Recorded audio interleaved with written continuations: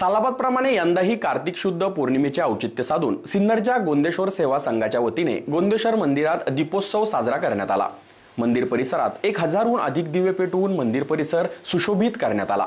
यावेळी भगवान गोंदेश्वर महादेवास हरिहर स्वरूपात शृंगार देखील करण्यात आला होता। भाविकांनी देखील हा अभूतपूर्व क्षण याची देही याची डोळा अनुभवला। कार्तिक शुद्ध पौर्णिमेला त्रिपुरारी पौर्णिमा म्हणतात।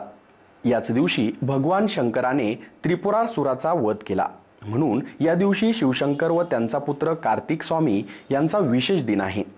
त्रिपुरारी पौर्णिमेला सकाळी शिवाचे व संध्याकाळी कार्तिक स्वामीचे दर्शन घेतल्याने आपल्या पुण्यात वाढ होते, म्हणूनच या दिवसाला शिवमंदिरास दीपोत्सव करतात।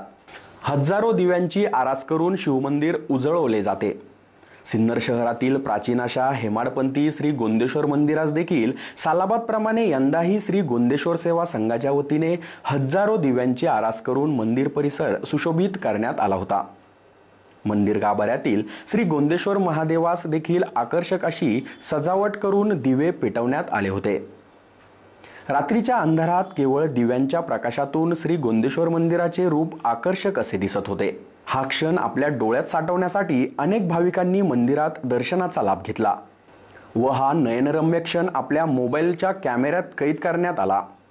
एसएन न्यूजसाठी रोहन भावसार।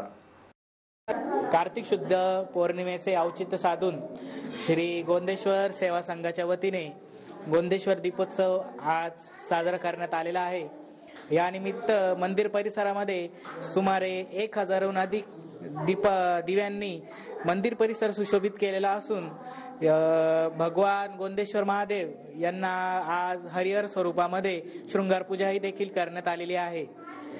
आपल्या सिन्नर शहरातील ऐतिहासिक वारसा जपण्यासाठी श्री गोंदेश्वर सेवा संघ अनेक असे नवनवीन उपक्रम करत असतो।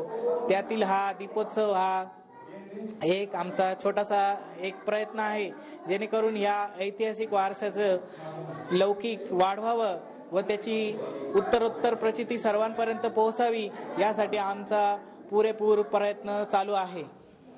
तरी आमच्या सर्व नागरिकांना तसेच समस्त पर्यटकांना असं आव्हान आहे की येत्या काही वर्षामध्ये पुढील वर्षात आम्ही अनेक जे उपक्रम चालू करणार आहे त्यामध्ये आपण सहभाग नोंदवावा, तसेच आपण या आमच्या कार्यामध्ये सहभागी होऊन सहकार्य करावे, हे मला आपल्या सर्वांना नम्र विनंती असेल।